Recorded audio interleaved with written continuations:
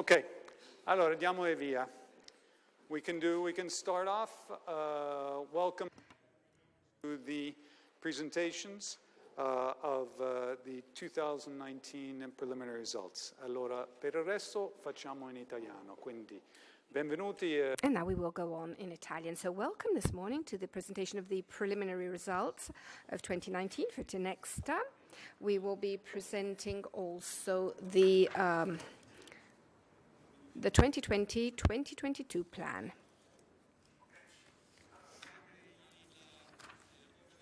So today I will be starting off with an introduction, and then I will leave the floor to Mr. Chevallard, who will be talking about 2019, and then we will have the business units. So we have three heads of industry with us, and then a fourth one who is on her way or his way. And then we will be talking about, Mr. Chevallard will come back to talk about the 2020-2022 plan. And then we will draw our conclusions at the end. In particular, what we would like to underline are both the figures, the numbers, so this will be the first part, and then for business units we will be talking about the various initiatives which are underway and also the progress that has been made in all of the various BUs, and then obviously the foreseeable evolution. A disclaimer, because we will be also providing the forward-looking statements. This presentation includes preliminary data which are subject to changes and that may also be substantial. These are the forward-looking data which are based on in-house assumptions, those of the management, and are also subject to potential amendments which may be due to external factors which are external to the group's control. And also we have management, when they're management data, you will see them also noted on the slides. So I have to specify that the numbers that will be presented of the various business units are sectorial, and they do not include the elimination of the various infra-sectorial items. For an overall information, it is recommendable to go on Tinexta SPA. And so these are the speakers. We have Mr. Chevallard, CEO of Tinexta. Then we have Mr. Danilo Cattaneo, who is CEO of Infocert, Valerio Zappalà, who is coming directly from the slopes. So welcome, Valerio. Then we have Fiorenzo Belelli from Correggio, and then we have Marco Sanfilippo, who is based in Bergamo. So without further ado, we can proceed with Mr. Andrea Chevallard. Thank you.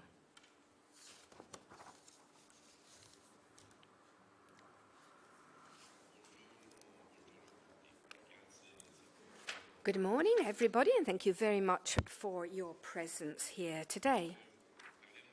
So we're talking about the trend of 2019. I would say that 2019 has been closed on the basis of this preliminary result, which is a non-audited one, as we said, and I'd like to repeat this. So I'd say that it has closed in a positive manner. So we've had practically a significant increase, both in terms of revenues as well as in terms of EBITDA. EBITDA or margins have grown even more rapidly compared to revenues.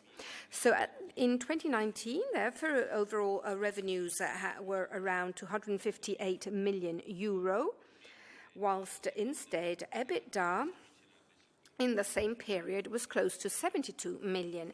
So I have to say that with a result that has been significantly higher compared to the one expected during the budget. In the budget, you have to bear in mind that the EBITDA that we represent here is basically comparable with the 2018 one, because we have excluded the impact of IFRS 16 that have had an impact for about 3.6 million euro, and we have also also excluded the impact of the phantom stock options that have, let's say, had an impact for a very similar amount.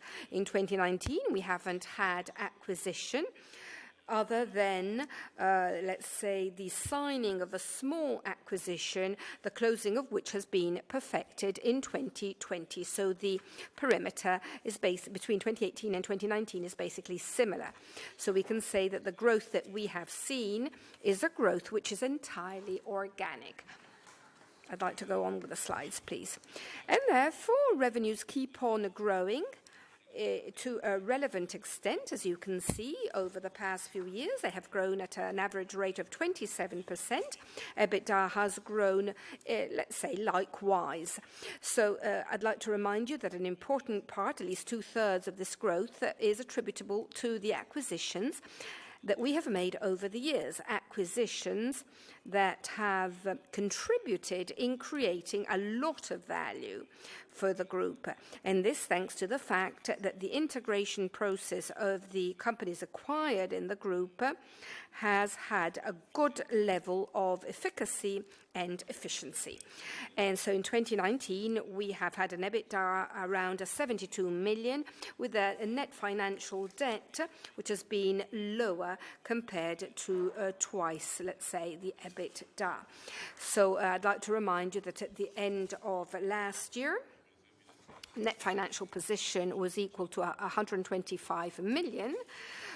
We cannot provide you with the figures now because we don't have the final data yet, but the net financial position end of 2019 will be around, let's say, at a lower, which is significantly lower to 2 times. As I was saying before, the EBITDA of about 72 million euro includes also the last part of the virtual stock options and also the impact of the IFRS 16 that offsets it. Obviously, the virtual stock options has weighed especially on the cost of the holding Tinexta, which has borne, let's say, relevant costs for the reorganization project of the group and centralization of a series of functions on the holding. Now we would like to show you very rapidly, and then this will be dealt with by also the colleagues later on, but let's have a look at the situation by individual business units. A positive element is that all business units in 2019 have grown, as you can see, even if at different speeds. As far as digital trust is concerned, the revenues have been around 107 million, and with an EBITDA which exceeds 29 million. Credit information and management has exceeded 72 million revenues with an EBITDA of around 17 million. Innovation, marketing and services has exceeded 80 million revenues and more than 38 million EBITDA. So as was being said by Larry before, these revenues do not include the intercompany, infrasectorial intercompany, which are not particularly significant. It's obvious that the indicated EBITDA does not include the impact of Tinexta that amounts to about 13 million euro. Now, all business units have contributed to the growth of the profitability of the group, as you can see here, even if at different speeds, with the exception only of credit information management. All of the various business units have significantly increased their revenues. As far as EBITDA is concerned, on the other hand, especially thanks to the capability of efficiency, of creation of efficiency, thanks also to the control over costs, all of the business units have significantly improved their level of margin.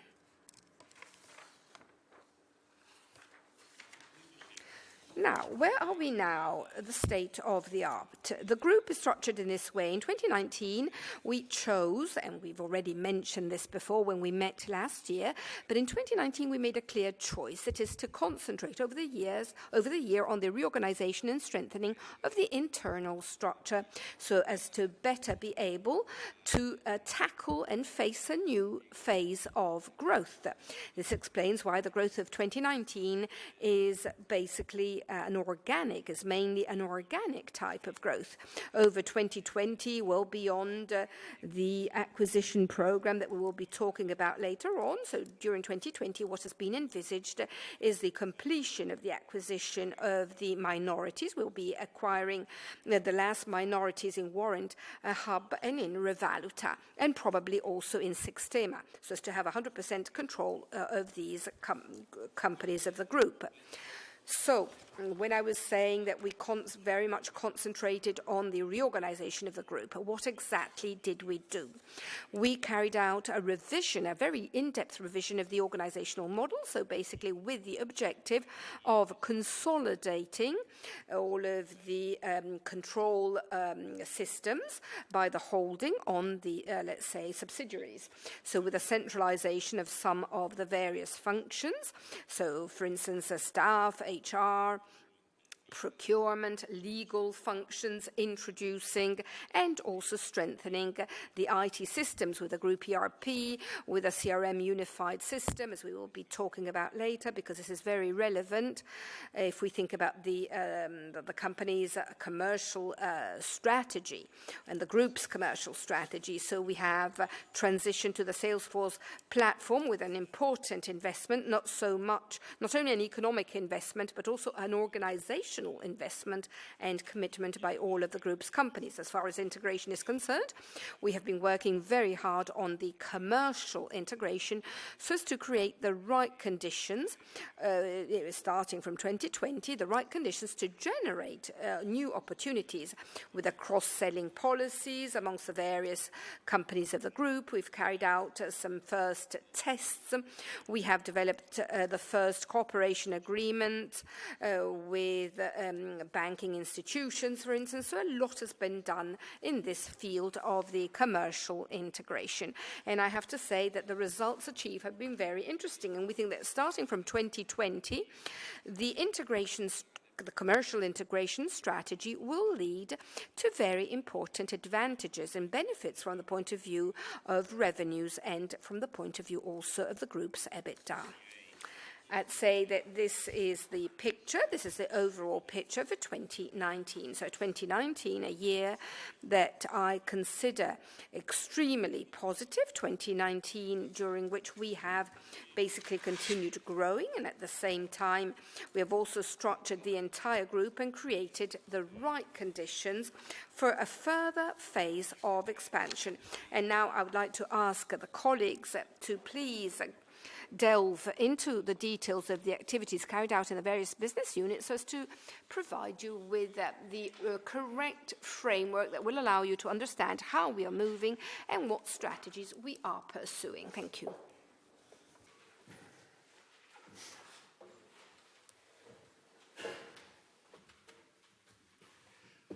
Buongiorno a tutti. Mi presento, sono So good morning, my name is Dalino Catania, I'm the CEO of InfoCert, and today I will be talking about the evolution of the Digital Trust business unit.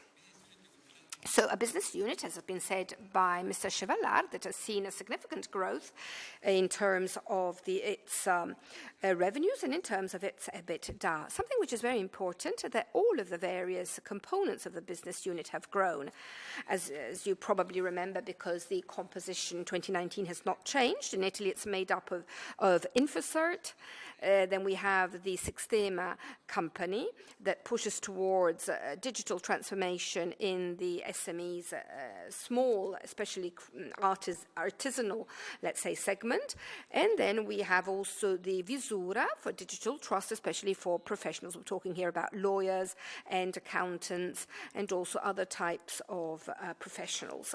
Now, abroad in these numbers, you also see the consolidate of Camer Firma, which is the digital trust company of which we have acquired 51% in 2018, and this is one of the leading companies.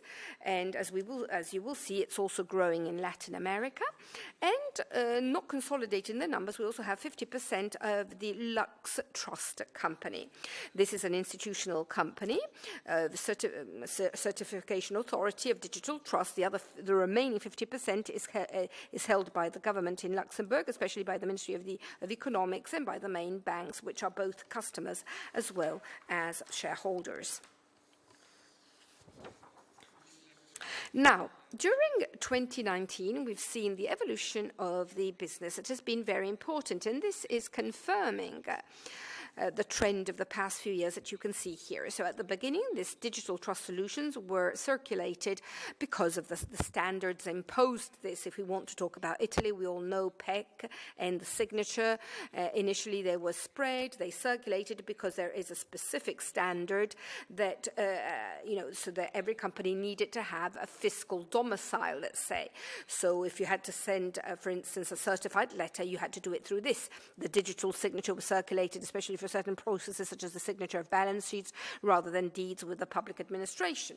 But as you can say, what we call off-the-shelf solutions, so these packages that we sell in larger volumes, especially through resellers or even through our website, and it's interesting to know also that more than 20 million turnover, total sales of the group, especially based on these off-the-shelf solutions, is done through the website. So basically low cost to serve, with a low cost to serve and very high margins. Now, if you can see the impact is minor for this solution, is less for this solution, because we use these solutions which basically are the first digitalization experiences which have been circulated through standards. Talking about 2019, for instance, it was mandatory to have electronic invoicing, which obviously was circulated because of a regulatory requirement. Now, all of the companies are experimenting the benefits in terms of costs also of managing passive and active invoicing, and in some cases also for reasons of transparency. Obviously, nobody can say, I haven't received your invoice, if the sender has a full awareness that the invoice has in fact been received. So this is allowing us, even thanks to a very high number of customers, we have about 1.6 million active customers in our 2019, let's say, total sales accounts. So we have allowed these customers to grow thanks to these. So maybe a PEC may ask us to have the possibility of circulating in the inbound in various departments and units of a company, or the electronic invoicing tells us or to digitalize, for instance, the entire flow to pay stream. So we have the significant trend, and what is growing are actually the solutions on which we have invested a great deal. We will be presenting a few of them here today, amongst those which are the engines of growth that are being very successful, both in Italy and abroad. Whilst PEC is an Italian phenomenon, the digital signature is a European one, and these solutions are being very well accepted even outside of Italy. In some cases, because for instance, the foreign branches of Italian companies are asking us for this to comply with Italian regulations, and in other cases because we win bids abroad, or because maybe we have followed in Italy the branches of big foreign companies. So after Findomestico on the consumer credit, for instance, we've served a Setelem, for instance, which is a BNP brand for the consumer credit in Portugal. Now we're talking about Spain and France, for instance. So when a system like this brings in value, and Italian companies ask us to digitalize other processes, or a big group asks us to digitalize also other nations, so this can be used in different solutions. Well, what's our market? Well, the only market analysis slide is a market of digital transformation where analysts have different views. We are present in two main markets. One is the electronic signature, i.e. the capability of providing total legal value to a document, and the same is a signature on paper. Digital signature gives total value to a specific transaction that takes place between two parties that potentially do not know each other. So this is going to be a remote transaction. And as we shall see in one of the latest slides, the same holds true for IoT transactions. So we grew a lot by giving digital signature and digital identity to CEOs who can say sign a contract. But if you imagine the huge growth the IoT is going through, where decisions will be taken with data coming from either a sensor, or you can provide information to a remote automaton, you can obviously need to guarantee the signature for those instructions, which is basically files with instruction.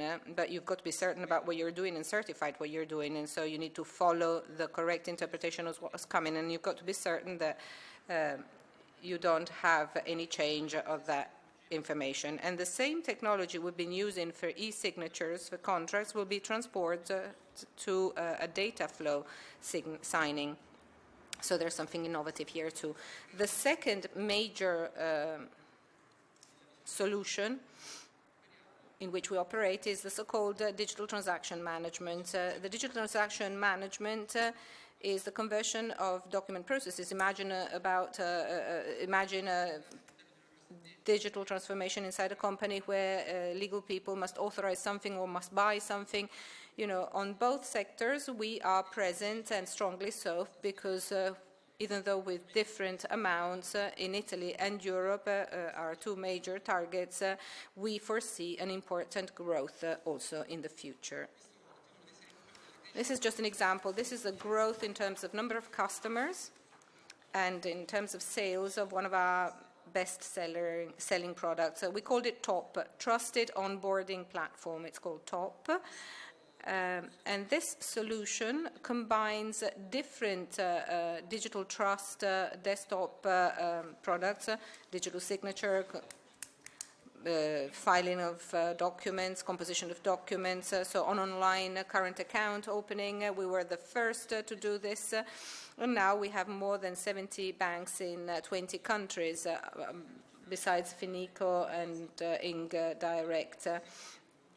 Because here we have the possibility of opening a current account in 10 minutes remotely via web, 7 days out of 7, independently from the geographic location you're in, and independently from the health status of people who want to open a current account. There are people who can't leave their home, but they can open a current account. Apart from this, we also sold this to the major utilities, the major telcos, and the sector that's growing the most is consumer credit. We are present in all consumer credit companies. I can mention names you obviously know, but we're talking about Findomestica, Compass, Agoducato, Finitalia. So by buying, say, an object in an Apple store, an IKEA couch, etc., in installments, there is an underlying product that allows you to manage consumer credit without any card, with total safety and security, with timing and costs that are much better than those we had in the past. Here I also mentioned some further customers,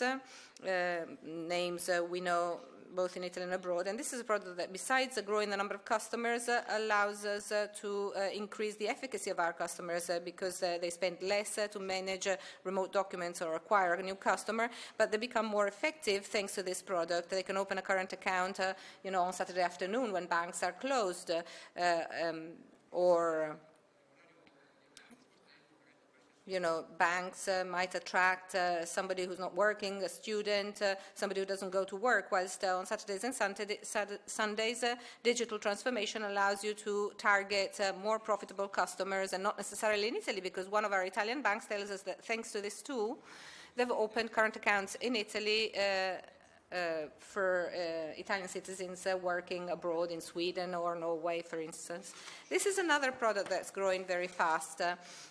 We're talking about annual flows here in terms of million of signatures rather than million of euros. There's this typo on the slide, and I wanted to highlight it. But whatever, there is a significant growth, plus 27.5%. This product, GoSign, allows us to sign a contract remotely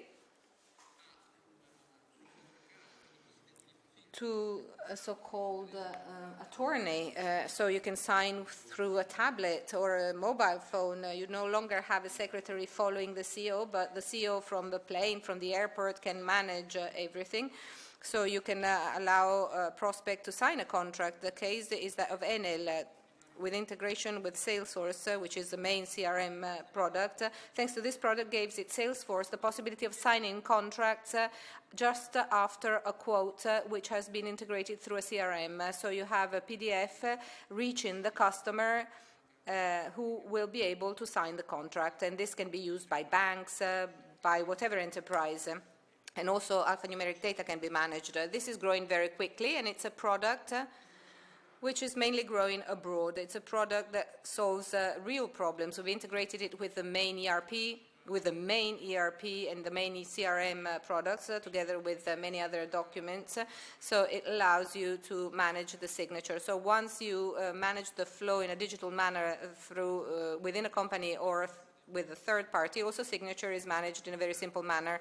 You no longer need a smart card, but you just need a mobile phone or a tablet, whatever, a very simple use with a very simple user interface. In this slide, in one single slide, we try and summarize within our business plan our main targets. In terms of operational model, given that we are growing especially abroad, but also in Italy, our customers have significant volumes. We're investing to actually reach a highly scalable and resilient technology infrastructure. As you can imagine, the case of consumer credit I mentioned before, which is very interesting.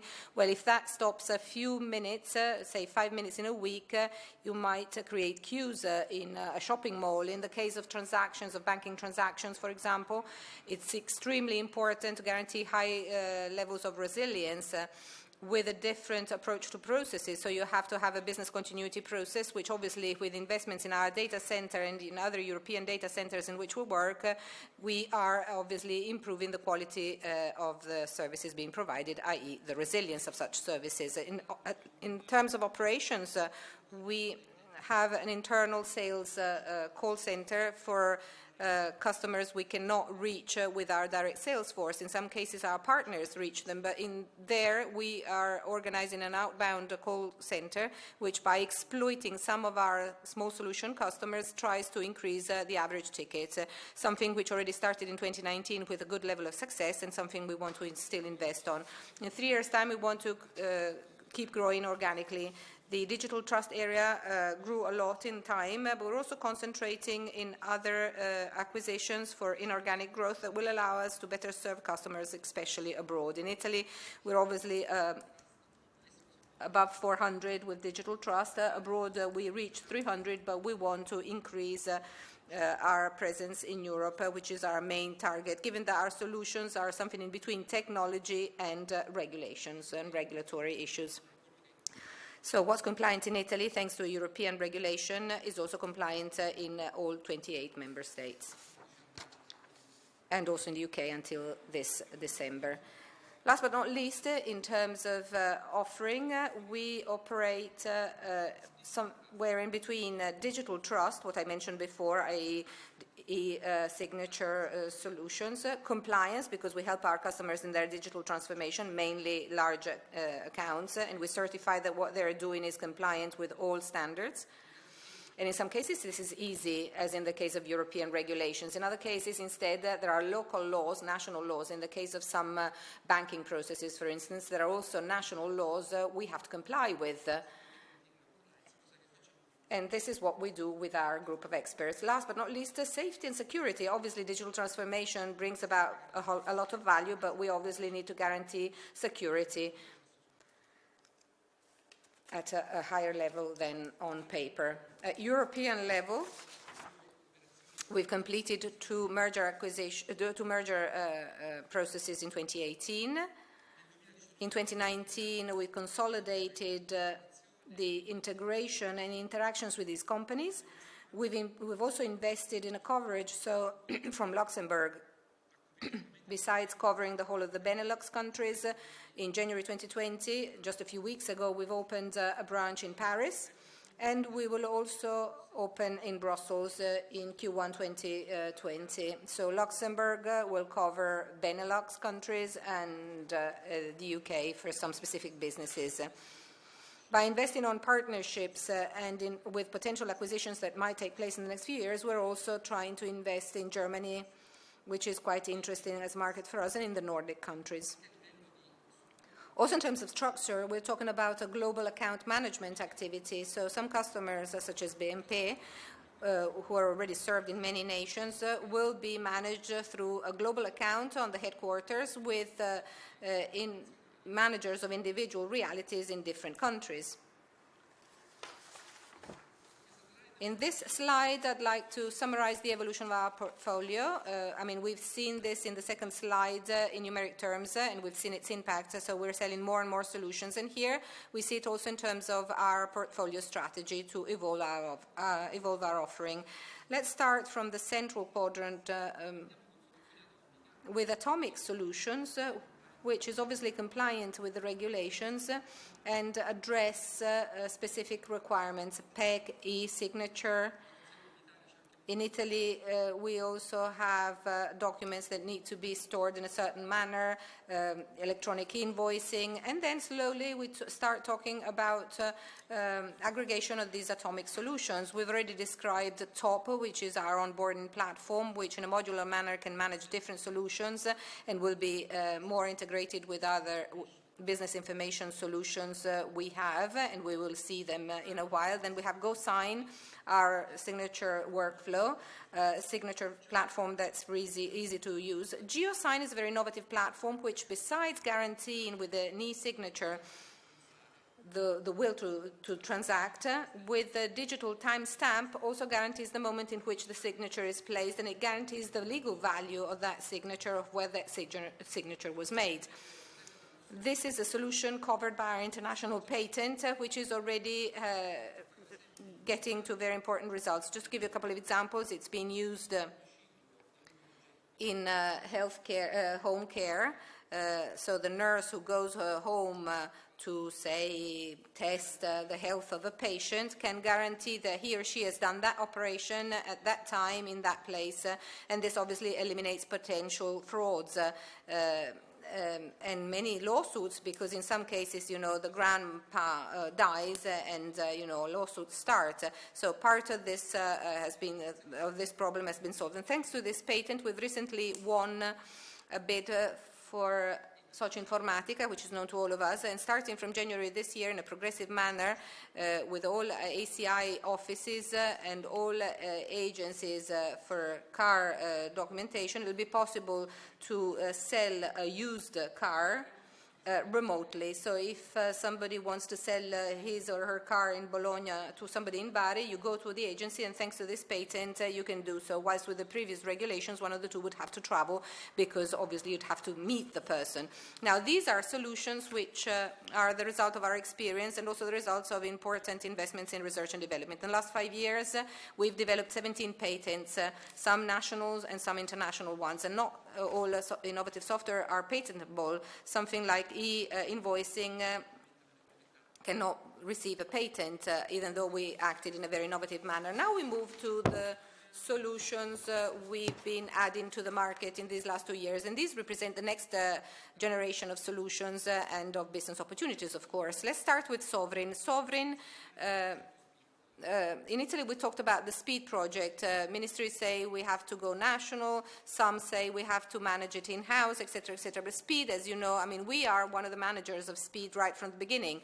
We also defined the characteristics of SPEED. The SPEED is great if it spreads in Italy, but there is an if, and not managing this consistently in time doesn't help, obviously. But obviously, SPEED is quite old already. So with the Sovereign project, we become the European hub for a network based on international blockchain. We are found in Stuart. The others are Cisco, IBM, HP, huge international realities, where we talk about digital identity based on blockchain. And as we shall see in the last slide, we've invested further on the Sovereign standard with something which, thanks to our experience, has become very much appreciated by all international analysts. Other experiences which are very important as far as we're concerned is KPIs.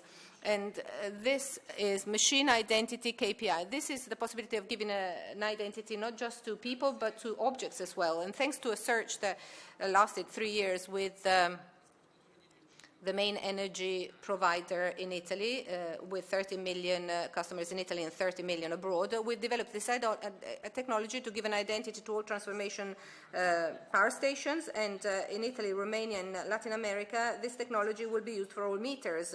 So if there will be an invoicing or a billing based on what an electronic meter does, obviously things will improve, because you no longer have men coming to check your meters. Obviously, data is going to be correct. And with this technology, it will be possible to further improve the current safety standards.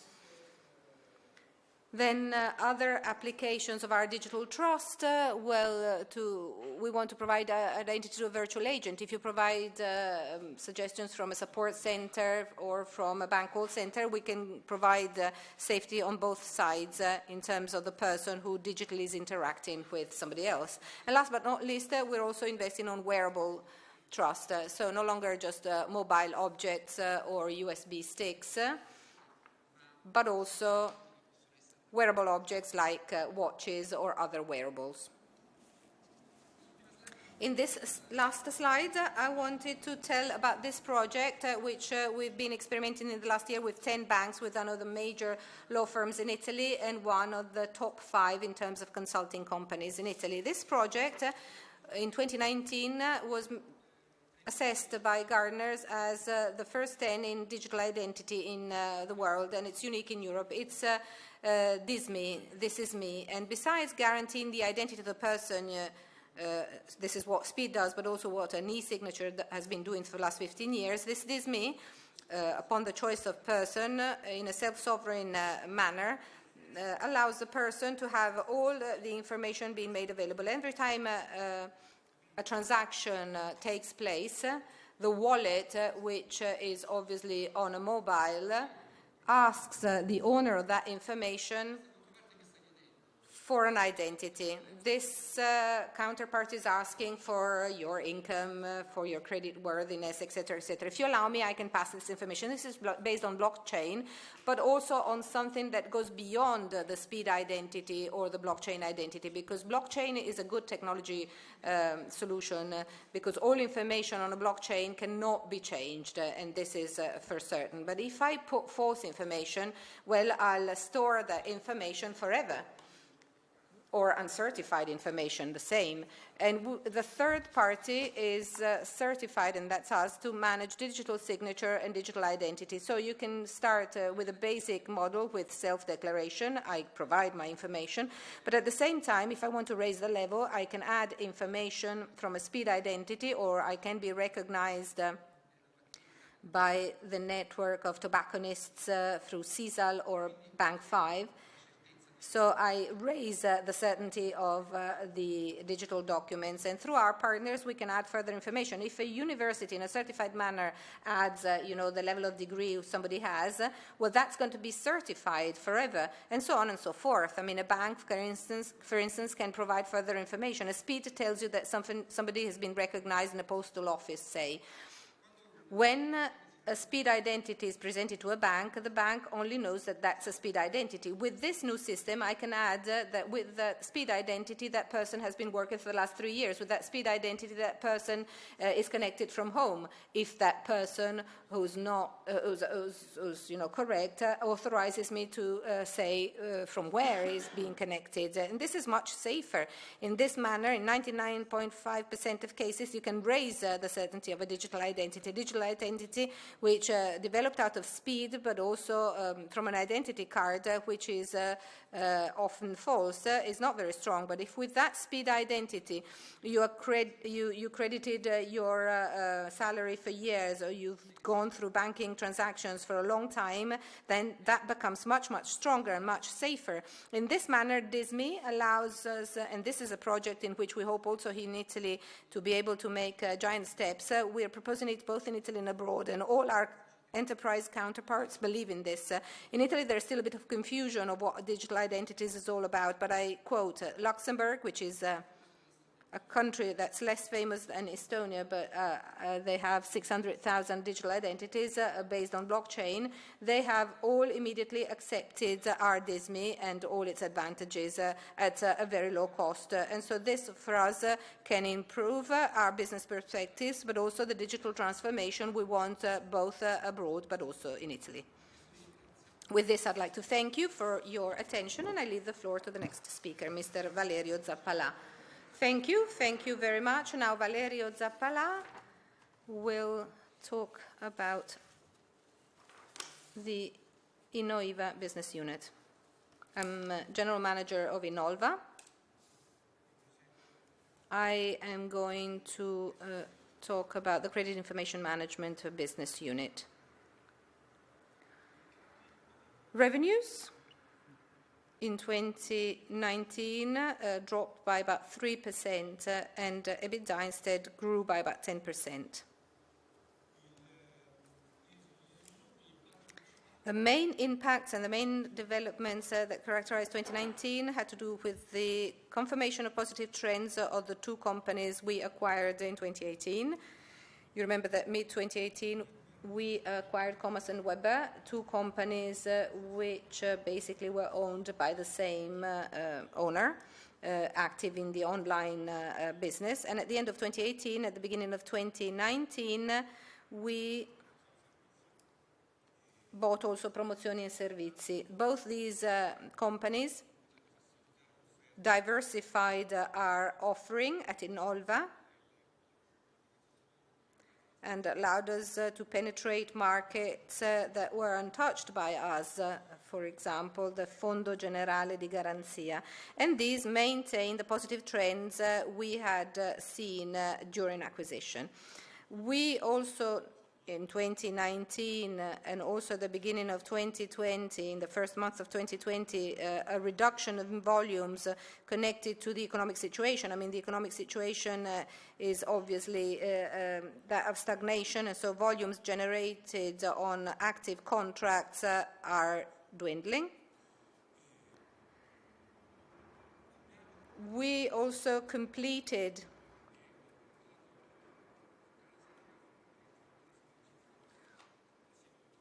all cost synergies that came after the merger project, and we've used all investments on proprietary data banks. These are two phenomena which, amongst other things, have allowed us to improve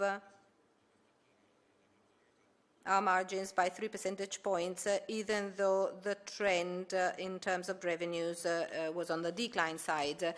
We notice a growth in the business of real estate assessment, and in 2019 we got to about 0.8 million euro as an effect of IFRS 16.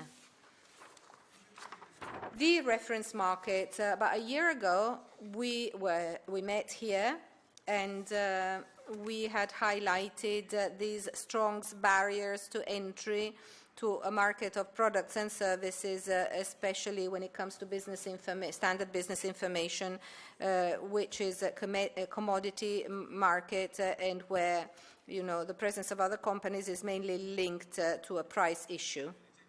We believe, and we still believe, it is very important to penetrate the segment of small businesses, even though this is a market segment occupied by a competitor in particular that's creating a lot of pressure in terms of pricing and low quality. But it's a very aggressive player, and this type of approach is due to the fact that SMEs are not so careful about the quality, and what happens is that they notice it only at a later stage.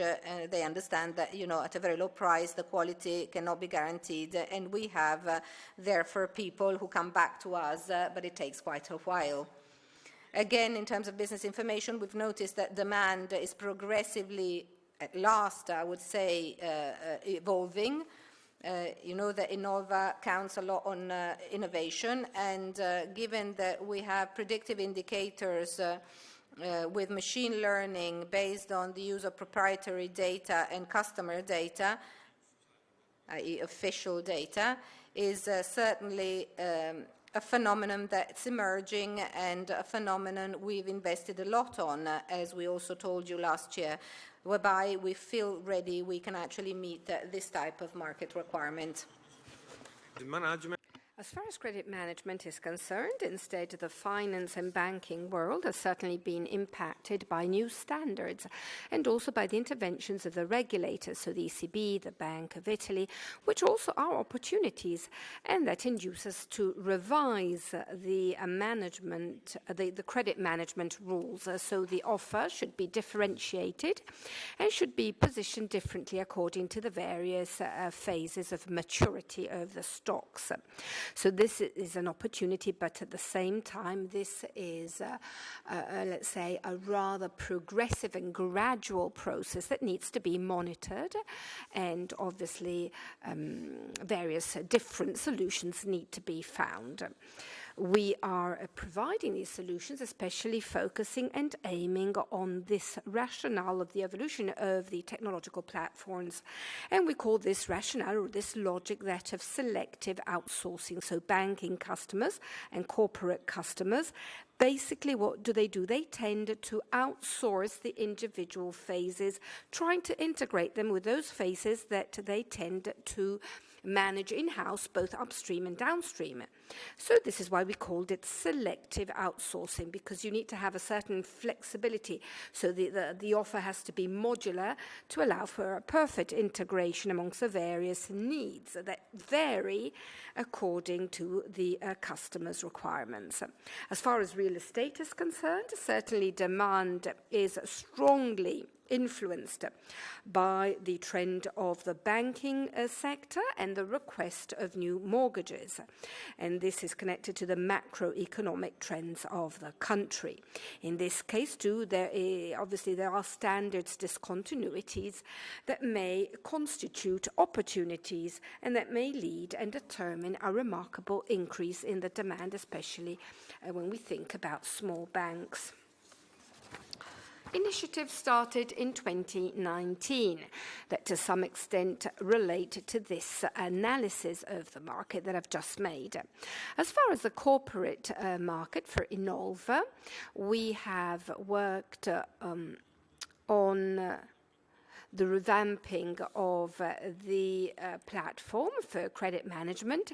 It was a platform that inside had a big know-how, but that had to evolve in line with those flexibility elements and flexibility features that I was mentioning before. So we have revised also the organizational model to support the various activities that customers want. We have developed specific models and specific products, in particular one that's called U-Rating for the large corporate and small corporate world. U-Rating is basically exactly what I was talking about, the demand for specific customizations on the basis of the customer's needs. Obviously on the basis also of the portfolios and also on the customer that is asking for these services. On the banking market, we have developed an offer which is very innovative, completely different from the one of our competitors. These are the early warning indicators, a set of about 20 predictive indicators that may be chosen by our customers on the shelf. So they may indicate ratings that banks have inside, or may even replace ratings. So that they have under management. So it's very scalable, modular, and it can be adapted to the various needs of the banking institutions of the banks. So these early warning indicators are obviously in line with the needs dictated by the 14th Decree of 2019. So we have also developed products to support the management process for UTP portfolios. You know that this is the second wave after NPLs. Now we have, for the next 18 months or even for the next 2 years, we will be concentrating on the world of UTPs. Here too, we already have on the market a specific offer that includes various new features because the offer for this segment has not been very much differentiated in the sense that those that had an offer for NPLs was reproposing the same offer, which is absolutely not compatible instead with the needs of UTPs. So instead, what we have done is that we have diversified, and we already have on the market this type of product available. Then we have also invested on a company, a legal entity, with vertical competencies as far as the production of investigation services are concerned, because we think that in this moment there is no positioning of a company with the features of safety and reliability such as the Norvelli for investigation that supplies these types of services, both to in particular to the business unit of credit collection, and also for all those customers that want to manage the theme of non-performing NPEs, from UTPs up to NPLs. So a company that was created in the second half of the year, and that we have verticalized, and therefore we have practically devoted platforms and competencies specifically on the market. So it's positioned in this way. So then we have a Rivaluta as well. This follows a logic of diversification to monitor and to respond to the various needs, to the different needs that customers have. They have created a new business advisory line, which is focused mainly on the due diligence services.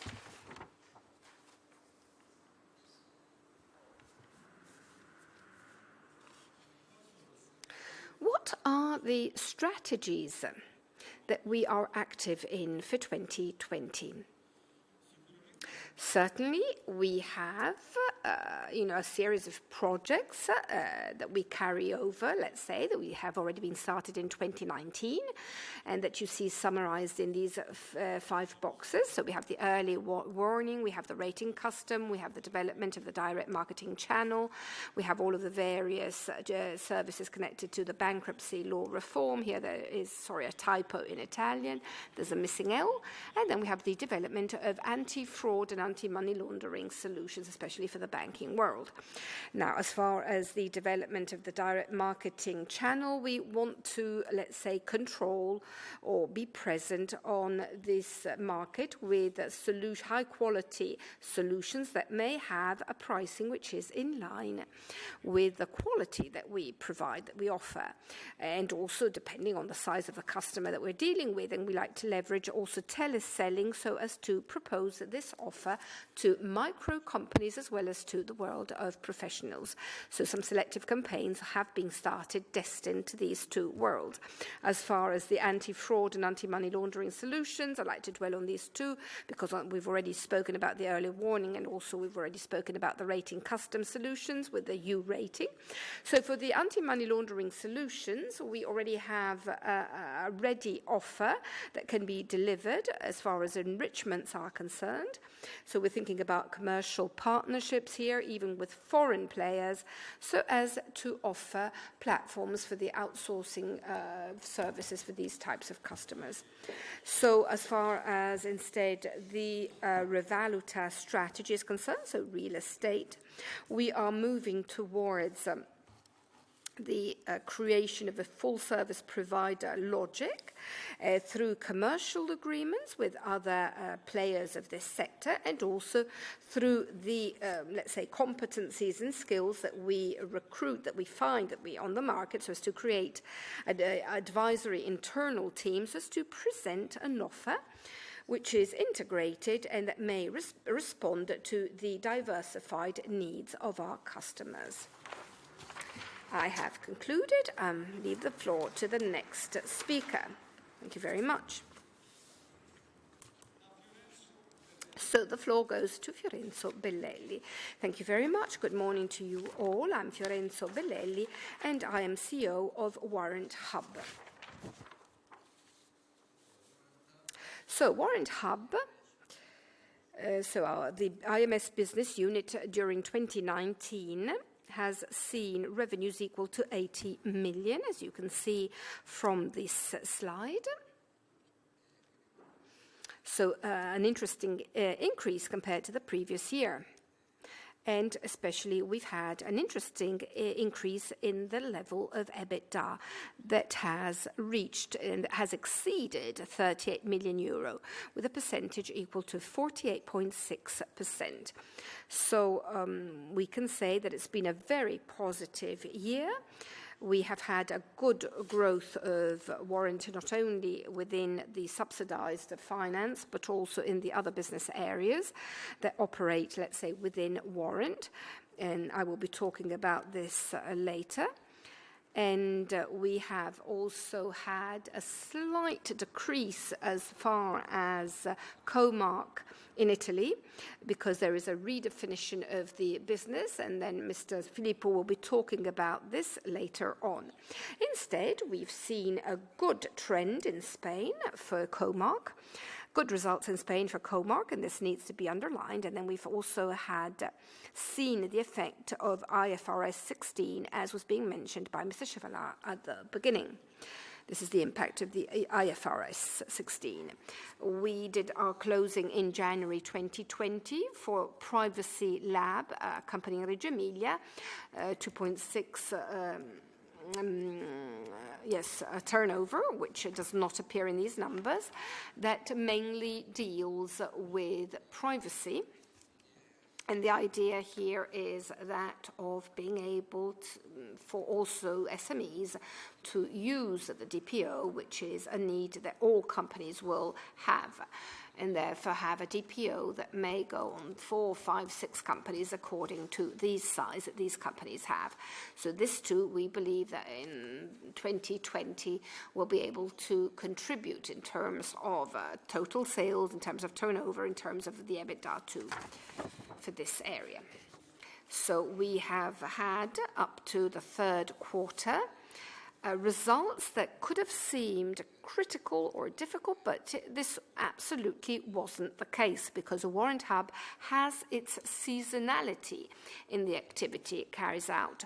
So the collection that has occurred in the last quarter is not just by chance. It was planned that it had to work in this manner, because historically the trend of the companies represents 2 strong seasonalities, April, May, June, and then November and December. So it has these 2 strong seasonalities.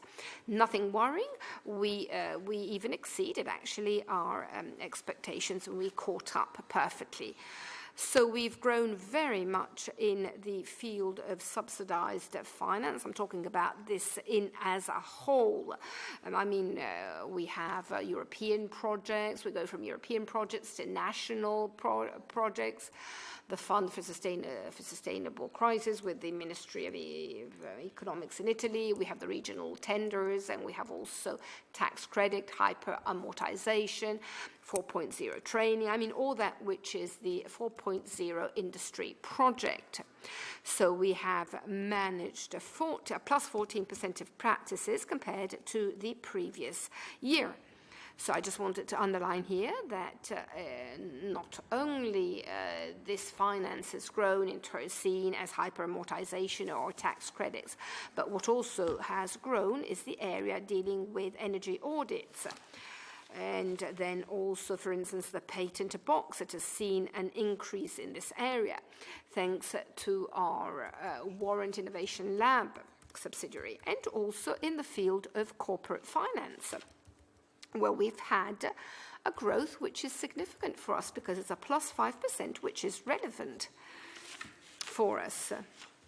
Production costs, we have succeeded in basically optimizing our internal process, because internally we have been carrying out various changes in our organization, for instance, with the organization, the sales force, but we started off with a study so as to be able to introduce, for instance, artificial intelligence within our company, because we sell it to our customers. So, we need to do it internally as well. It's not that always the shoemaker has to wear broken shoes. So, we started this path, which I think will provide big advantages over 2020, and we need to be, updated. We need to be in the van as the cost of work has increased because new people have been introduced. Cost of labor has increased, and also because there have been some compensation adjustments, because we live in a happy area, Correggio, Reggio Emilia area. We don't have engineers. From a study carried out by Confindustria, the Industrial Confederation of Italy, this study has shown that only in Reggio Emilia 1,000 engineers are missing. 1,000 technical people are missing. So unfortunately this year we also had the attack of competition, French competition, competition that came to hunt, let's say, in our basket amongst our people, because we are very acknowledged in the market. We are very much considered on the market as a subject having excellent quality, both commercially in terms of its staff and technically, and also in terms of its back office people. So we have had to reposition ourselves also as far as compensation is concerned. Even if we have a good level of loyalty, let's say, of retention of our people. So every person manages about 51, let's say, operations. So obviously this is important. And then we have the average size of practices, as you can see, is not very relevant. This is why we manage a lot of practices. We're talking about 51, as we said, so we limit the risk of having big sums concentrated on individual customers. And in terms of the geographical coverage, obviously we're talking about Emilia, Lombardia, Piedmont, and Veneto regions that are the ones that play the lion's share. They have an 82% centre, and by this we mean Tuscany, Marche, and Lazio. And then we have the south, where we have opened an office in Naples. It will be opened on the 27th of February. We'll be inaugurating the office because we have decided also to aim on the south, because this is still, let's say, an untapped area by us and also by other consultants. So there are no facilities offering and no offices offering our same services. So we are convinced that we will be able to do very well in the south too, because there are some entrepreneurial realities that really deserve being followed by companies such as ours. As far as the market context in which Warrant Hub is working, let's say that, for example, last year we worked a lot focusing on amortization, i.e. we wanted to assist companies who made new investments in line with Industry 4.0, those companies that invest because they want to be interconnected with the business management system, with an ERP, with CRM, with a logistics system, etc., etc. Basically, we suffered slightly from the fact that there's been a drop, and this is what statistical data tells us from the ministry. There's been a drop in the investments vis-à-vis the previous year, but thanks to our commercial structure, we still succeeded in maintaining our position and increase the number of contracts we've signed for all those companies which, one way or another, have made investments and have decided to use our consultancy work to be able to benefit from the tax exemptions the regulation allows for. And the same thing holds true for tax credit. And here we go back to the legislative issue. We've had the 2020 budget law, right? And the 2020 budget law, in my opinion, can be seen as a new opportunity for us, because the 2020 budget law, if you read it carefully, gives you the possibility of financing innovation with the Oslo manual, but I don't want to bore you with specificities here, which basically allows companies that want to innovate in-house and also vis-à-vis the market and the industry, but also want to innovate in-house with a proper restyling to be able to have access to this tool. Then obviously everybody's very careful about green economy and sustainability issues. So I think that the tools are available, so it'll depend on us, on our capability, on our commercial, technical capability to increase our sales. Maybe we must become a bit more consultancy-oriented and be closer to our companies, but I'm certain we will make it, because all the challenges we've set for ourselves have been seized and won. So I don't see why we shouldn't also win this further challenge. So I'm very positive on this point because I see all these new situations as real opportunities for us that need to be seized, such as that of credit, tax credit for the Industry 4.0. We were talking about the lack of engineers and specialized staff, well, we need to train these people. So obviously we are in the condition to be able to do so. As for growth in 2020, well, it won't just be, low interest financing in general, but we will again bet on the patent box, which grew last year and can grow further this year as well, given, the signals we got from the market. Then energy and business finance. Moreover, and we'll talk about this later, we're also careful about the digital transformation, because a company like ours, which interfaces software solutions with equipment, must also focus on all these companies that bought assets in line with Industry 4.0, because potentially all these companies might require some sort of consultancy, and should, in my opinion, think about a digital transformation of their processes, right? Not just because there's been,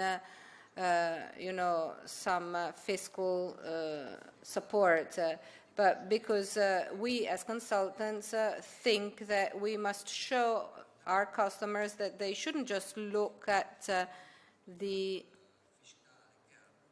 tax benefit, but rather also improve their productivity, because a study carried out by Roland Berger shows that if companies are careful, but we didn't need a survey, I mean, it was quite evident, but I mean, if you improve your process, you cut dead times, and you cut idle moments in logistics, you might have benefits which sum to the 36% tax exemption, can allow you to reach a 50% benefit. So if the company is at break-even, that means margin. But there is a cultural problem, because our SMEs, besides not really having technicians to support them in this process, don't understand this, because a person, an entrepreneur who has 50 people, doesn't want to change because he's always been successful and doesn't want to change. There's too many entrepreneurs who spend 14 hours in their company and don't really know what's happening outside. As for our positioning, well, we are leader in our sector. In our industry, we keep cooperating with banks, with Confindustria, the Confederation of Italian Industries, and I mean, our model is a cooperative type of model to develop our business. Recently, Treviso, together with Padua, has opened up to new banks. I can't tell you, but there will be another bank that will cooperate with us, apart from those that are already cooperating with us today in a very active manner. Credito Agricole, Intesa San Paolo, Montepaschi di Siena. I mean, in general, I mean, I'd say that we have lots of banks that cooperate with us and that obviously provide us with new customers, with their customers. And even though they are competing one with the other, they decided to give us their customers. Another important thing we've already activated with Comark, with Marco Sanfilippo, is a cross-selling activity.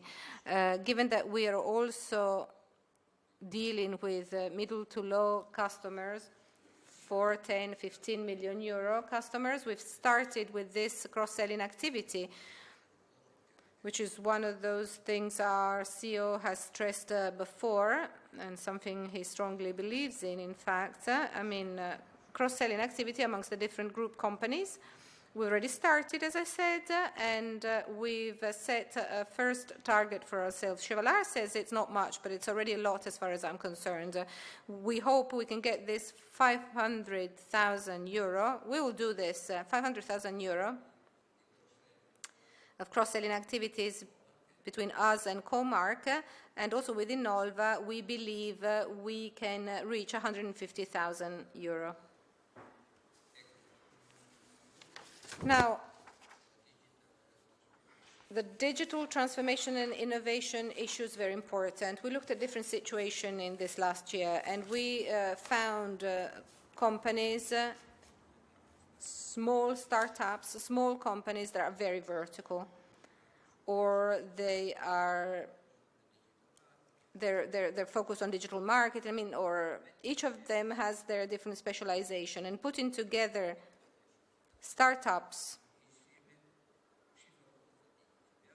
is difficult. We did try, but each of these small startups, each of these small companies starts wondering, what will be my role? What will I do? How will I be perceived within the group?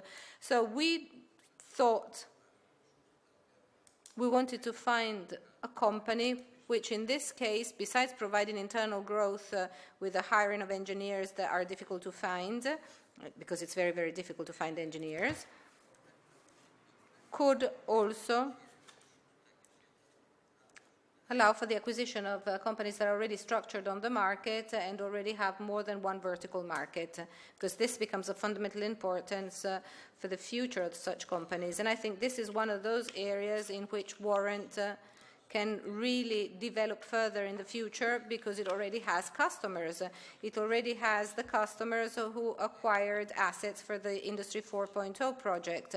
These are all companies that want to maintain their positioning on the market and therefore will necessarily have to do something. They'll have to change their manufacturing processes, and then such changes move towards digitalization, of course, today. So we're very confident, and we asked our salespeople to move in this direction. Then agreements and partnerships. I've already talked about this before. As to internationalization, well, this is something I strongly believed in when the company was still mine, the fact of being present abroad in countries such as Spain or France. But why France and Spain, you might wonder? Well, basically because luckily for them, all what I've talked about before are issues that pertain to individual countries.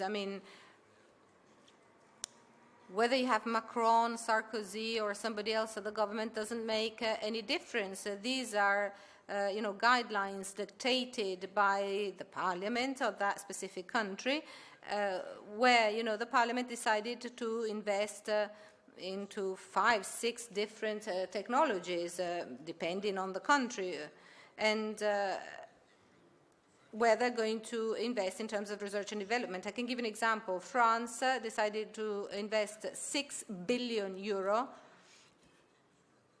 on R&D and innovation, 80% of which in R&D and 20% innovation. We don't even go close to that. And another very important signal is coming from Germany, because Germany, starting from the 1st of January 2020, started with tax credit tools for research and innovation. So the UK has had this for a long time, because the UK, if you remember, with Thatcher, had abandoned the industry and had mainly moved on to services. Now they're, changing their attitude, and they provide, up to 90% contributions. So if our country wants to remain competitive, it cannot but understand that it has to cooperate with our neighboring countries, which are also our competitors. So, we are already well developed when it comes to internationalization, but we also, want to develop further in these countries. It won't be easy, of course, but, easy things can be done by everybody. We try and be better and, take up the challenges. I also see 2020 as a very positive year, but also 2021, in my opinion, is going to be a positive year, and also the future years. And with this, I close and leave the floor to Marco Sanfilippo, who's going to talk about Comark. Thank you. Good morning, everybody. Marco Sanfilippo, Marketing Manager of Comark.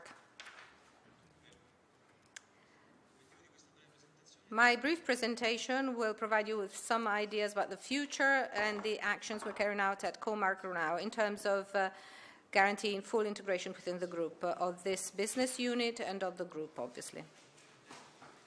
In a reference context, which very briefly can be summarized with just a few sentences, there's been an increase, a generalized increase of competition in a niche business, which is that of consultancy for internationalization, thanks to the introduction of these new vouchers in 2015 and 2018 by MISE, the ministry. So there is a higher fragmentation of the market. No operator, no player on the market has become as big as Comark. They're all provincial and local players. Very few players operate on a couple of neighboring regions. In 1 year, 2019, which after a peak of structured government incentives stopped providing incentives to SMEs, in 2019 there's been an absence of benefits being provided to SMEs for internationalization. But these benefits are back in 2020, and we have new incentives that are detached from Comark core businesses in the area of the digitalization and digital marketing, so complementary business services we're going to talk about later on. And then, and this is not something that only happened in 2019, but something that's happening to SMEs in general. SMEs, started developing an autonomous path towards progressive evolution, and they started going abroad with exports with some specific skills. So in terms of our offering, we saw the need to evolve our offering, and we're going to talk about this briefly later. We decided to slightly change our approach to SMEs during first contact and also during execution with a consultancy, with an extended consultancy approach, thanks to an infra-group cooperation type of approach. And we decided to go from the individual service to a multi-service proposal to our customers. What did we do? Well, in the course of 2019, I came to Comark in April 2019. In the course of 2019, we've redesigned the commercial network, and we created specific geographic locations, a specific geographic hierarchy, so to speak. Then we rationalized the company that goes from a family-owned company to a group which is much more structured, where it can exploit synergies within the group, synergies that are very interesting. Innolva and Warrant for SMEs are very important in this respect. We also hired new people. We've renovated the commercial structure in some geographies where it was lacking. Starting with analytics, we carried out an analysis of market penetration of such services, especially internationalization services and complementary ones, and we've reorganized part of the structure. We've also worked on reviewing salaries and this is typical of a company that moved to a higher level. We worked for the medium term. In the very short term, we worked with actions that already started giving results at the end of 2019 and especially now in 2020. We've introduced IT systems to guarantee control and cooperation within Comark and to actually improve cross-selling activities within Tinexta, especially with Warrant Hub, but also with Innolva. For the corporate business, we've introduced Salesforce, which went live in January this year, which in the case of Comark covers the whole of the business system, the supply chain, inbound, outbound marketing, call center, commercial structure, etc., but also production structure, because Comark is a commercial company. It's a company that sells a commercial service also to end customers, so the skills of our consultants, more than 100 throughout the national territory, allow us to bring about new leads to Comark itself and not just to our customers. We've developed in fall last year some tests with Warrant and Innolva for structured cross-selling with SMEs with interesting results. Just 2 regions, Piemonte and Emilia, were involved, and in 2020 instead we decided to extend this activity at national level. We also introduced new services, new complementary services.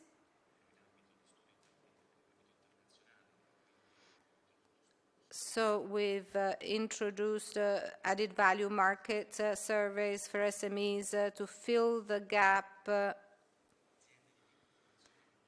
that exists because there are SMEs that are not correctly supported by consulting companies. So we've identified a gap where Comark is particularly strong, and we started proposing to the market, again in cooperation with Warrant, with which we're working this, starting this activity, and then we will also get connected to Innolva, to the Innolva network, a market survey called Export Marketing Plan. We've introduced in the course of 2019 consultancy activities for fairs, for bigger companies that invest in exhibitions with the Comark Fair service, and then we also introduced another complementary service with a competence that's partially different, but it's complementary to the current one in marketing, because we noticed that there is a huge lack of communication by SMEs, both offline but also online, in particular with digital marketing, and we've invested in an internal structure that's already serving some customers with a partially innovative offering on the market, i.e. the extension of expert specialists to marketing. So a consultant with strong vertical skills that supports the entrepreneur in a path that's similar to the commercial one with marketing activities. And in this area, as we shall see, we're also focusing our target research activity for extraordinary finance operations, where with the purchasing of potential targets we're working on, we would like to accelerate the go-to-market path with the ambition of providing SMEs with that skill and that level of service which is now only provided to large accounts and to some medium-sized companies that were clever enough to invest in consultants and in staff ready for development. We have improved also the lead generation and quality, obviously with still with automation tools and analytics tools, especially cooperating with companies of the group, and in particular with Warrant. We have developed partnerships with banks and also with some institutional partners that already today, already starting in 2019, are beginning to generate new leads from channels which are completely different, that Comark was not practically benefiting from up to a few months ago, especially with the banks, with the banking world, where there's a mutual advantage and also support in a very important area for the banking system, that is that of supporting those companies that want to grow abroad. And on our side, instead, a very interesting commercial development model that allows to have a stronger presence on the national territory. Now, in general, what is being done at Comark, and then I will close briefly, what we are doing at Comark is a transition from an entrepreneurial type of management to a more managerial, let's say, features. So with the development that Tinexta is doing, all of the functions that are already being structured in Tinexta that Pier Andrea Chevalard spoke about before, which therefore already today see a centralization of functions in the holding in Comarch over 2019 have been structured so as to, adjust to these changes. And for a company that has a limited size, so we're talking about 15-16 million total sales in general, to have a structured, centralized support is a big added value because it can continue concentrating its activities on the go-to-market and on the territorial presence, which are the most important elements.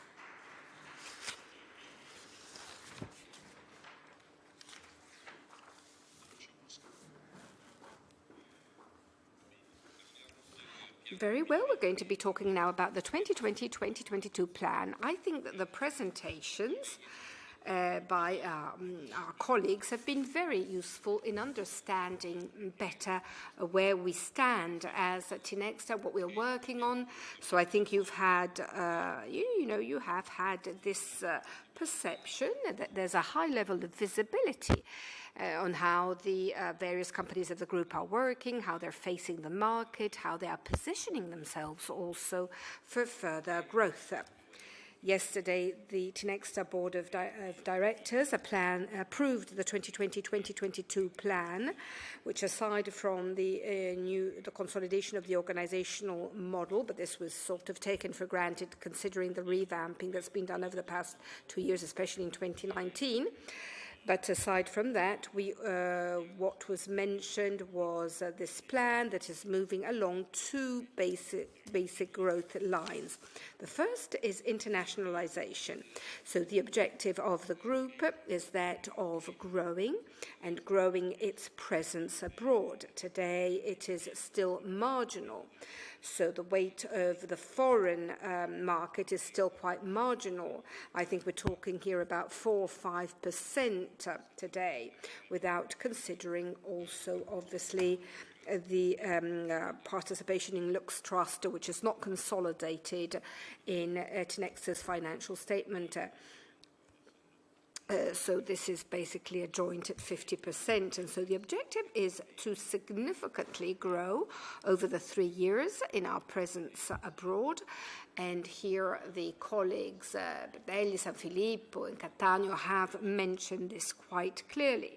So as to get, by the end of the period, to have through acquisitions and also through an organic type of growth, so through a sales force which is dedicated to be able to get to, let's say, revenues abroad that may reach something around between 15 and 20%, so as to get to pass from 4-5 to 15-20%, an ambitious objective. And then, as you've heard from our colleagues, there has been a lot of emphasis on the development of new services and products. The positioning of Tinexta on the market is, let's say, very important. We haven't maybe underlined this enough, but the customer basis of Tinexta is a customer basis which is important, and I think that we're talking about 10 to 13,000 companies, small companies on one hand, and on the other hand we have a large part of the large corporate system, so the financial system, which is which can constitute part of Tinexta's current customers. So it's obvious that we think that through the integration and through the new services being offered, we think we will have interesting opportunities so as to be able to enrich and complete offer to our customers, for our customers. As you can see, we've already mentioned this. We're talking here about a large and relevant focus on all that which the digital sector may generate in terms of new services for our market. So we're talking about digital transformation, digital marketing, we're talking about cybersecurity. All these will be the objectives that we shall be pursuing over these 3 years. Now, as I was saying, 2019 has been a positive year in terms of organic growth. 2020, 2022, we are expecting for this we are expecting on an organic basis, so on a like-for-like basis, a growth of revenues of about 5% a year, with a growth of EBITDA of about 8% per annum.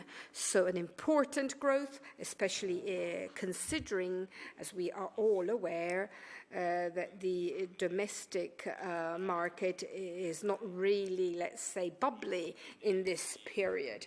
Nor do I fear that it will be bubbly, at least not in the next 2 years, but then we will see. So to be able already to preserve on a like-for-like basis organic growth levels of this entity, of this significance, means at this point being able to consolidate one's own positioning.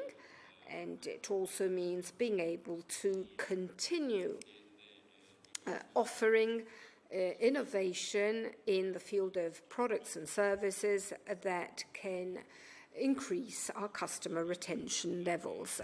So as far as 2020 is concerned, did we give data on 2020, specific data?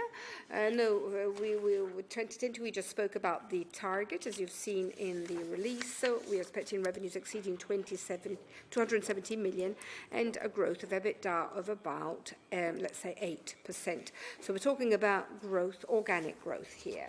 As I said, at the same time, as has been already mentioned by our colleagues, but especially the plan that the board has approved yesterday, it indicates and it underlines that a lot of attention is being paid to development by external lines. Starting from 2020, Tinexta wants to recover and resume policy of acquisitions, so to be able to pursue the objectives that we have just mentioned.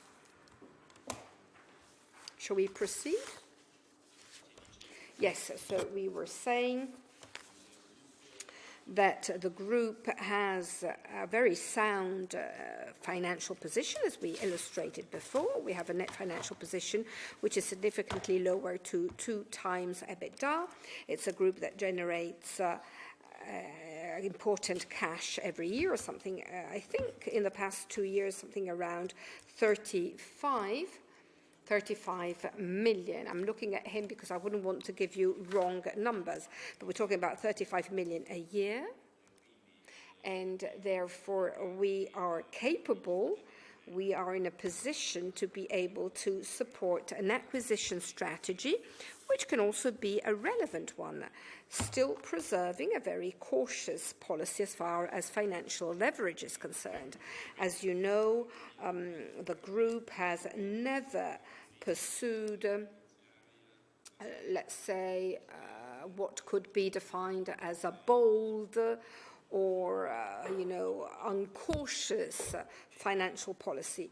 We've always been very cautious, very careful, so as to guarantee an industrial growth that is not subject to potential market turbulence. And therefore, we have a track record behind us of acquisitions, a track record which is very positive. In 2013, we have signed about 20 M&A transactions, and I have to say that they've all been successful. We have invested something around 300 million euro, and I think that our shareholders have been capable of extracting value from the acquisitions with a gradual and progressive integration for the group, still preserving a very strong specializations of the various business units. So, as you know, we have the habit of giving the market, of offering the market a very cautious view as far as our growth strategy is concerned. We are not accustomed to providing figures that we are not certain about or certain that we will be able to achieve them. We have a very short acquisition pipeline at the moment, which is very interesting. in line with the strategies that we have just outlined. And in 2020, this could generate an acceleration of revenues and also an acceleration in the growth of our EBITDA, even though we need to be aware that acquisitions, especially abroad, so those acquisitions, especially abroad, are not necessarily always succeed in preserving the same EBITDA margins that we are, let's say, used to. They can't always preserve it, especially if we're thinking about foreign countries, or the one where I'd like to remind you that in 2019 we were at about 30% EBITDA margin, with a growth of EBITDA margin in all of the group's business units. So I was saying already in 2020, we think that we are already in a position of perfecting some new acquisitions, this both in Italy and abroad, and they will be contributing to future growth. Now, it's obvious that we have very ambitious plans that are obviously determined by a perception that this, for our group, could be an extremely positive phase. We have an organization which is capable of meeting the challenge of a presence abroad without the fear that this could have, let's say, repercussions from the point of view of our execution skills for acquisitions. And so we are reasonably optimistic as far as the development in all business areas are concerned. And so I'd like to thank you at this point very much for your presence here today.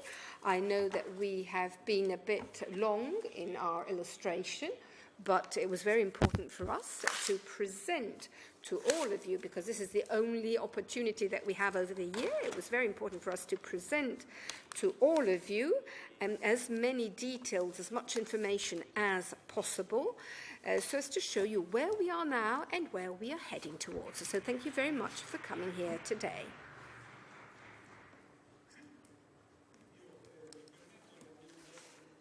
I'd like to read at least the last slide, so as to underline some takeaway messages, and also to, let's say, summarize all of the takeaways. First of all, we have achieved and exceeded our 2019 objectives. Second takeaway is that during the year we have laid the foundations for this next development phase by external lines. We boast a very sound and prudent and cautious financial structure, and so what we aim at is to see an important and sustainable expansion of our business and of our profitability. And now we would like to open to our Q&A session. So who would like to break the ice with a Q&A session? Are you afraid, or have we exhausted? I mean, have we we've been very exhaustive and you have no questions? Okay, we have a question from Andreas from Bank. In English is fine. First question in English, actually. So thanks very much for the presentation and congrats on the results. My question is on the margins. So effectively, you're assuming group margins to increase. Can you break it down to us? So what division will actually be driving the margin increase? Thank you. Allora, quindi qual è se posso ripetermi? I'm going to repeat this in Italian. No, everybody understood? Okay, wonderful. So you understood, great. Yes. Yes, can I answer in Italian? Is it okay if I answer in Italian? Yes, thank you very much.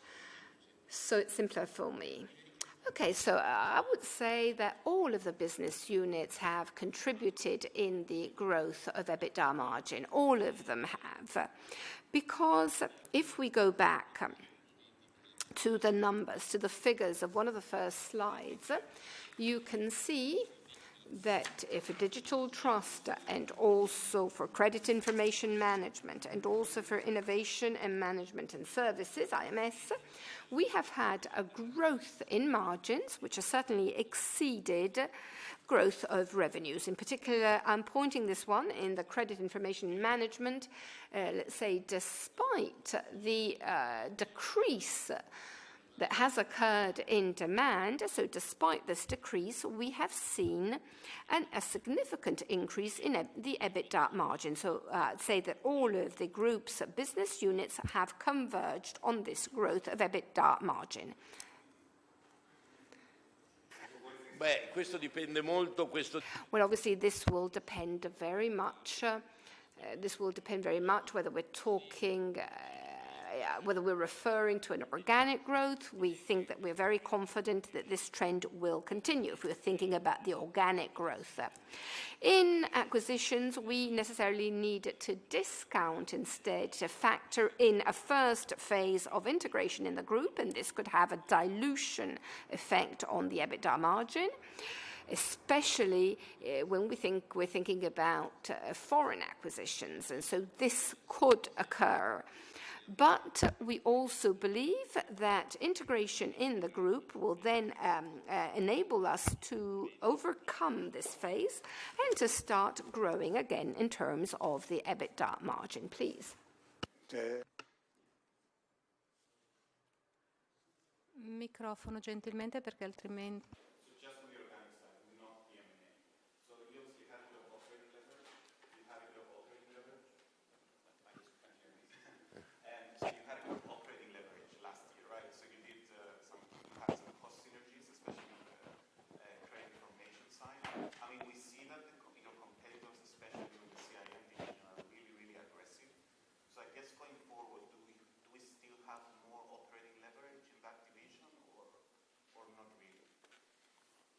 Sicuramente abbiamo fatto Well, we obviously made an important effort in these last few years in terms of efficiency in credit information and management. You are right. We have extremely aggressive competitors in this business unit.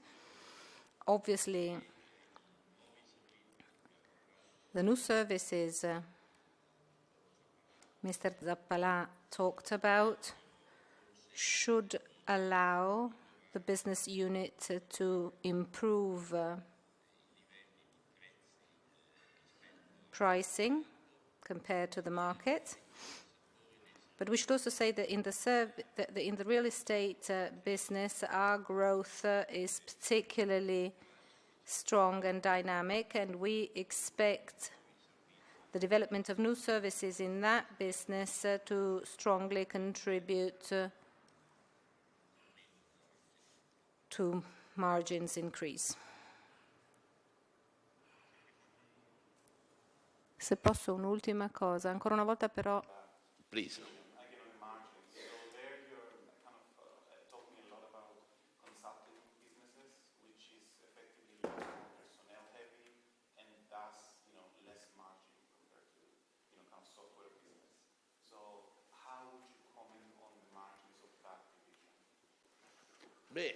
Noi abbiamo un mercato.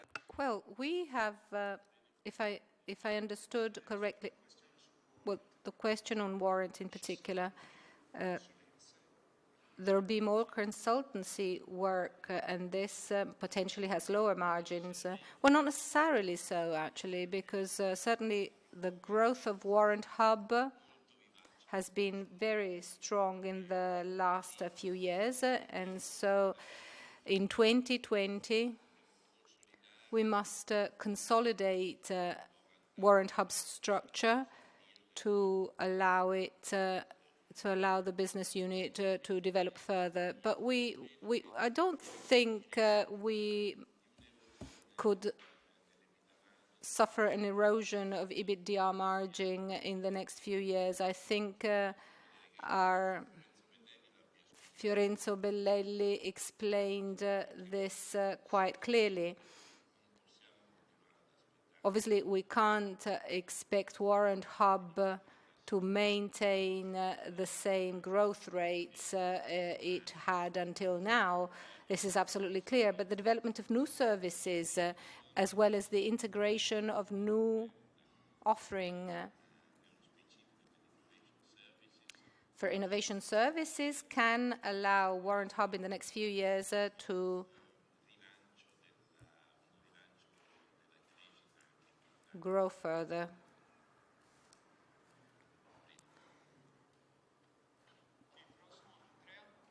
Next is Andrea Bonfa. Lux Trust, ci sono delle evoluzioni? Potete fare dei commenti? Are you, and when we will see some contribution at the associate level, if any? And if I may, is a clarification on your 2020 guidance, in the sense that you guided for 79 million EBITDA de facto with a 9% growth. But if I add up the 72 million that you reported this year with the non-recurring, including the virtual stock option, you get to a 77 million basically EBITDA. So if I put a 9%, it doesn't square with the 79%. Because also, shall we expect some further non-recurring also in 2020? Some further, so is the guidance conservative? Saggia domanda. Allora, su... Yes, a very wise question. On Lux Trust, we are proceeding the integration of our offering, and I think that Mr. Cattaneo can provide you with some further elements, even though clearly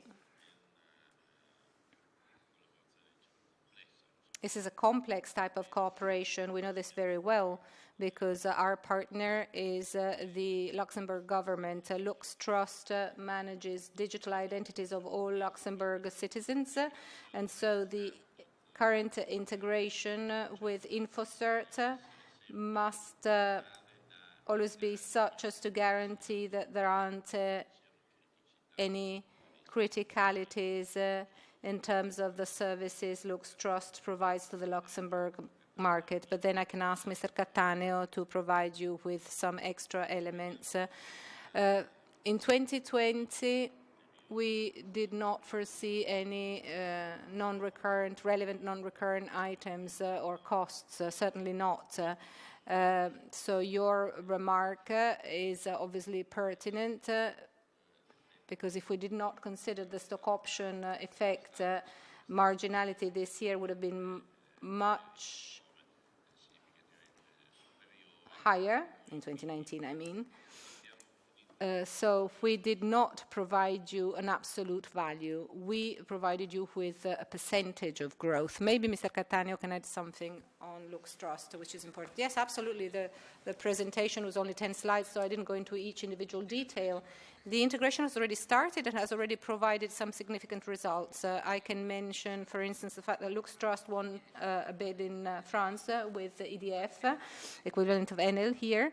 Also thanks to the fact that it presented a solution which contained some InfoCert and some Lux Trust solutions.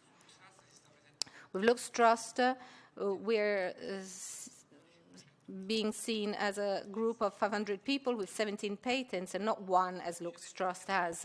So from our point of view, being able to talk to some large banks and in general with large European groups saying that we're also the owners of 50% of Lux Trust gives us a huge competitive advantage vis-à-vis our competitors, because whilst in Italy we are the biggest, we are leaders in Europe, in fact, not just in Italy. I didn't say so, but we are certainly leaders in Europe, but we're not a monopoly. In Spain, again, we're significant, but no monopoly. Lux Trust instead is a monopoly. So if a large bank, I mentioned BNP, which obviously is a customer of Lux Trust, but also a large car company or an e-commerce group, I could talk about Amazon, wants one single solution throughout Europe. If they also want to work in Luxembourg, they must have Lux Trust. And this obviously gives us a huge competitive advantage vis-à-vis our peers, which do not have Luxembourg. So as I was saying, you know, the integration at technology level, and this is what Mr. Chevallard was talking about, is proceeding slowly simply because we can't disrupt our major Luxembourg citizens or customers and our Italian customers. For some solutions, you know, we develop them in Italy and sell them everywhere. Some solutions are developed in Spain and distributed elsewhere. But from my point of view, on the competitive domino, the fact of having the exclusivity of digital identity of all citizens of a small nation, which is small but significant from the economic viewpoint, is already providing us important chances for negotiation with other important international realities, and this is a fact. And I would add another point. Maybe you read in the press about speed and about possible choices our government might decide to make. Well, I think that the experience we have as InfoCert, because we are partners with one of the 2 European countries where digital identity has been started. One is Luxembourg and the other one is Estonia. Well, this already allows us to come to Italy with a very strong experience nobody else has in this industry, with the same level of depth, I mean. Any other question? Please, Carlo. Thank you. Last year, you signed an agreement with Verini to distribute your products in Germany. What are the potentials of such partnership, and what are the results you expect to achieve? Well, last year we've announced the partnership. The system is already operational. As I mentioned, Verini, besides being the most important player for digital ID in Germany, even though it's very fragmented, has the advantage of Lufthansa, of Deutsche Bank, Deutsche Post, Bundeslugerei, and Allianz, so all industrial realities which are really significant. And so my colleagues who speak German, and there aren't very many, together with the Ferimi people, are pushing the system onto citizens, and clearly there will be a slow ramp-up at the beginning as our speed in Italy. But this is also a vehicle for us, thanks to Verimi, to increase the business there. So for the moment, economic results are quite limited, but the potential is huge. Thank you very much. Once a question on multiples about the acquisitions you think to make. Abroad, multiples are higher than in Italy quite often. What's the maximum multiple you think you can pay? Well, it's difficult to say. I mean, it's difficult to give you, to tell you what's the maximum multiple. The multiple obviously depends on a series of factors. Clearly, especially in our expansion abroad, we'll have to assess possible targets, and in doing so, we'll take into account the development and integration possibilities, i.e. of the value we'll be able to bring about through those acquisitions and those integrations. So I can't tell you there's no limit to the multiples. If we perceived that, you know, an M&A can create an extremely relevant opportunity for our solutions on the market, there wouldn't be any limit. But there's no doubt that the multiples we have here in Italy are different abroad. In countries like Germany and France, no, there are multiples we can't even take into account. But I wouldn't be that worried about the multiple. What we're interested in, what we must be interested in is you know, the future perspectives, what the integration within our group can bring about. And the multiple is a variable which might lead to a dilution of EBITDA in the short term, but then if that generates an important value creation, then it can obviously be offset. If there aren't any other questions, yes, there is one, Giampiero. Just one point on Warrant Hub. Do you have any idea of your market share for, you know, subsidized finance with Warrant Hub? Are there any other players entering the market? I mean, what's the competition landscape? Because margins are very interesting. And then looking abroad, are there any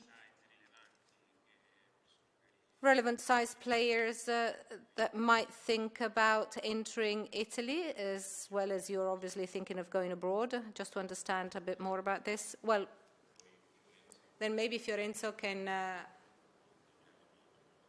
add something.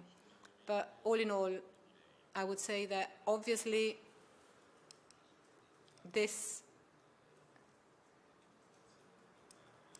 market, the market of innovation and soft financing, sees a series of players. But I think I can actually state Warrant has a very, very strong leadership position, and it has a market positioning which is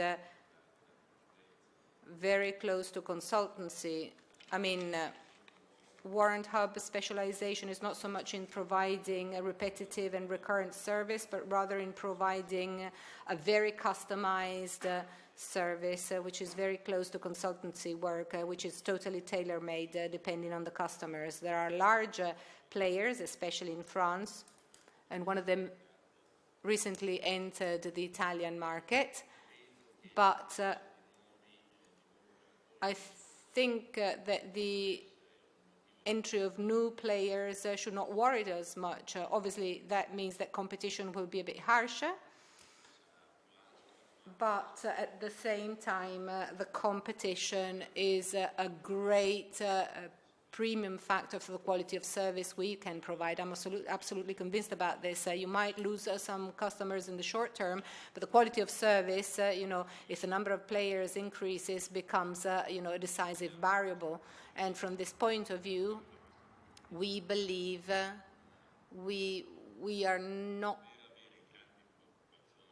risking much. I mean, we shouldn't be too worried about this. Obviously, we're monitoring the situation, we're monitoring the market, we're investing both in our sales force and in the Warrant structure. The reason why we want to accelerate our presence abroad is exactly this. I mean, we want to move at a European level, as some of our competitors are doing already.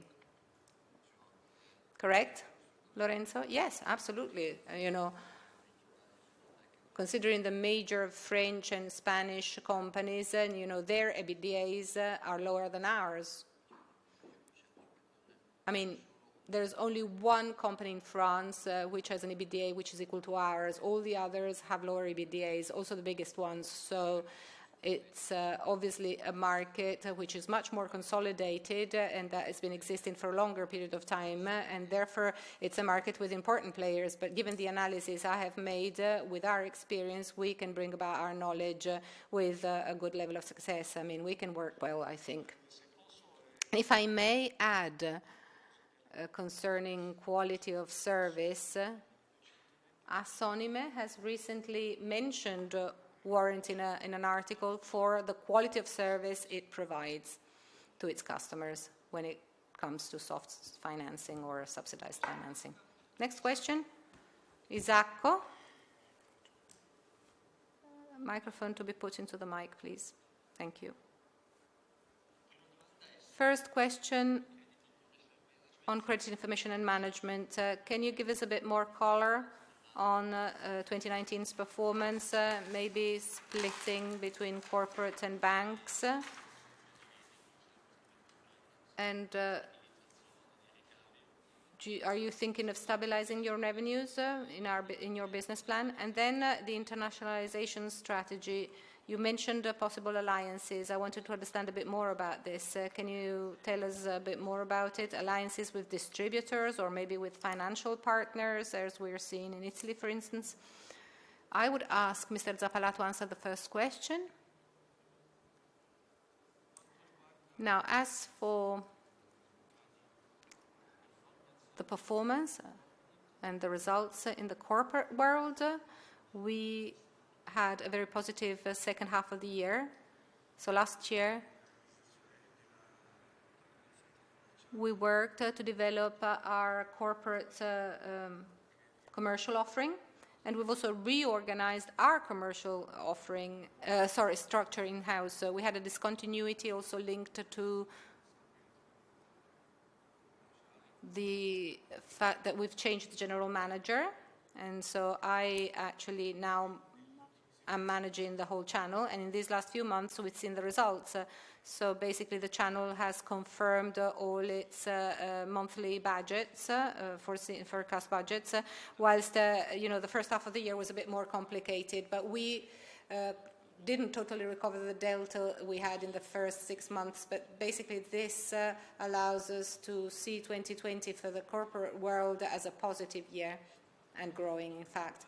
For banks, as I also said during my presentation, without giving any figures, we had an unpleasant surprise in volumes, in customers we already had, and volumes generated by banks dropped by 12–15% in generalized terms. It means that basically banks did not, had any requests of mortgages. They didn't provide, funds, and this obviously had an impact on the performance you have seen before. Then you were talking about hirings, assumptions. Sorry, will there be a stabilization of revenues for 2022 for the plan? Well, not just stabilization of revenues. We think we can grow further, maybe with small numbers, but certainly we would like to reverse the trend and grow in the future, in the next few years. As to the second question, when we talk about alliances, we talk about commercial and industrial alliances, where commercial alliances are typically,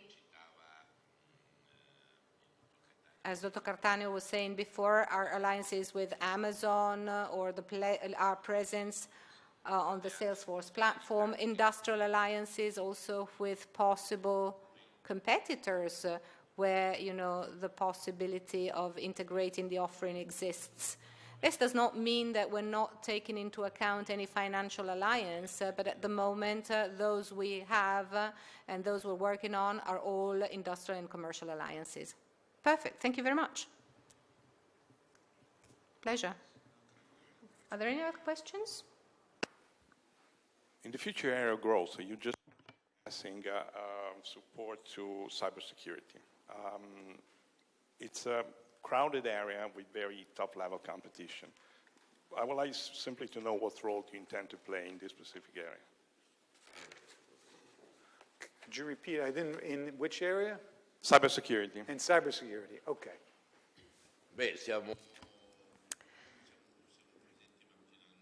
We're only marginally present in this area. We consider it, though, an area of potential development, which is very close to the area controlled by Infocert, so that of digital trust. So it's a crowded area, that's true, but in Italy we believe that the possibility exists for the consolidation of specialized operators of a certain size, and so we think that we have a significant strength in this, and thanks to the presence with all main customers of the digital trust area, where basically security, digital ID often is integrated with digital security.